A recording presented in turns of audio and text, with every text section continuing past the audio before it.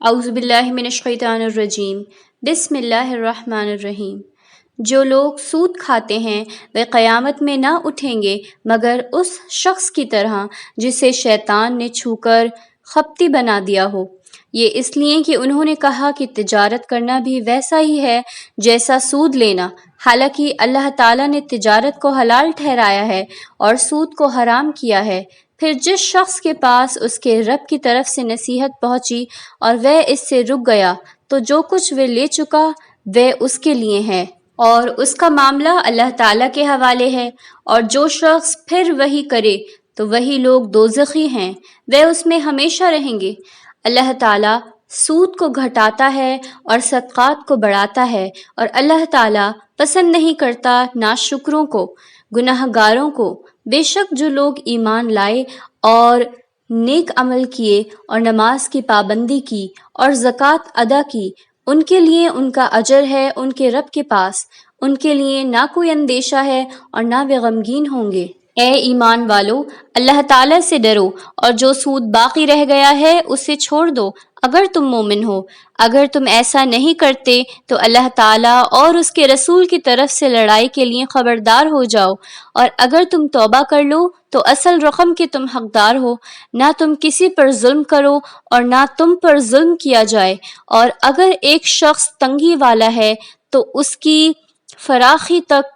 مہلت دو، اور اگر معاف کر دو تو یہ تمہارے لیے زیادہ بہتر ہے اگر تم سمجھو، اور اس دن سے ڈرو جس دن تم اللہ تعالیٰ کی طرف لوٹائے جاؤ گے۔ پھر ہر شخص کو اس کا کیا ہوا پورا پورا مل جائے گا اور ان پر ظلم نہ ہوگا۔ اے ایمان والو، جب تم کسی نردھارت مدت کے لیے ادھار کا لین دین کرو تو اسے لکھ لیا کرو، اور اسے لکھے تمہارے درمیان کوئی لکھنے والا انصاف کے ساتھ، اور لکھنے والا لکھنے سے انکار نہ کرے، جیسا اللہ تعالیٰ نے اسے سکھایا اسی طرح اسے چاہیے کہ لکھ دے، اور وہ شخص لکھوائے جس پر ادائیگی کا حق آتا ہے، اور وہ ڈرے اللہ تعالیٰ سے جو اس کا رب ہے اور اس میں کوئی کمی نہ کرے۔ اور اگر وہ شخص جس پر ادائیگی کا حق آتا ہے بے سمجھ ہو یا کمزور ہو یا خود لکھوانے کی قدرت نہ رکھتا ہو تو چاہیے کہ اس کا ولی انصاف کے ساتھ لکھوا دے، اور اپنے مردوں میں سے 2 آدمیوں کو گواہ کر لو، اور اگر 2 مرد نہ ہوں تو پھر 1 مرد اور 2 عورتیں ان لوگوں میں سے جنہیں تم پسند کرتے ہو،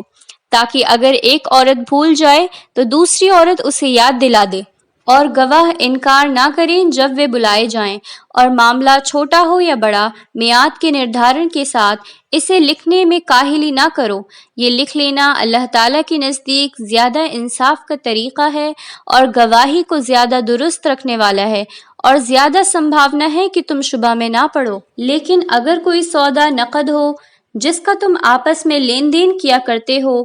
تم پر کوئی الزام نہیں کہ تم اسے نہ لکھو، مگر جب یہ سودا کرو تو گواہ بنا لیا کرو، اور کسی لکھنے والے کو یا گواہ کو تکلیف نہ پہنچائی جائے، اور اگر ایسا کرو گے یہ تمہارے لیے گناہ کی بات ہوگی۔ اور اللہ تعالیٰ سے ڈرو، اللہ تعالیٰ تمہیں سکھاتا ہے اور اللہ تعالیٰ ہر چیز کا جاننے والا ہے۔ اور اگر تم سفر میں ہو اور کوئی لکھنے والا نہ پاؤ تو گروی رکھنے کی چیزیں قبضے میں دے دی جائیں،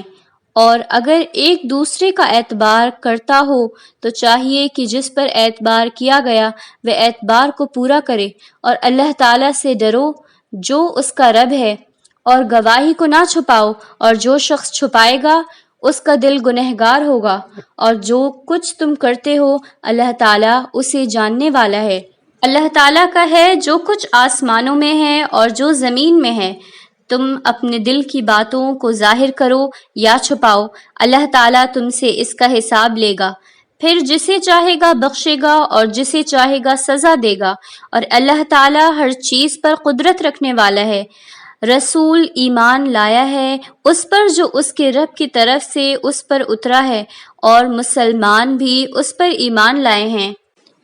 سب ایمان لائے ہیں اللہ تعالیٰ پر اور اس کے فرشتوں پر اور اس کی کتابوں پر اور اس کے رسولوں پر۔ ہم اس کے رسولوں میں سے کسی کے درمیان فرق نہیں کرتے، اور وہ کہتے ہیں کہ ہم نے سنا اور مانا۔ ہم تیری بخشش چاہتے ہیں اے ہمارے رب، اور تیری ہی طرف لوٹنا ہے۔ اللہ تعالیٰ کسی پر ذمہ داری نہیں ڈالتا مگر اس کی طاقت کے مطابق۔ اسے ملے گا وہی جو اس نے کمایا، اور اس پر پڑے گا وہی جو اس نے کیا۔ اے ہمارے رب، ہمیں نہ پکڑ اگر ہم بھولیں یا ہم غلطی کر جائیں۔ اے ہمارے رب، ہم پر بوجھ نہ ڈال جیسا تو نے ڈالا تھا ہم سے اگلوں پر۔ اے ہمارے رب، ہم سے وہ نہ اٹھوا جس کی طاقت ہم میں نہیں، اور درگزر کر ہم سے، اور ہمیں بخش دے اور ہم پر رحم کر۔ تو ہمارا کارساز ہے، پس انکار کرنے والوں کے مقابلے میں ہماری مدد کر۔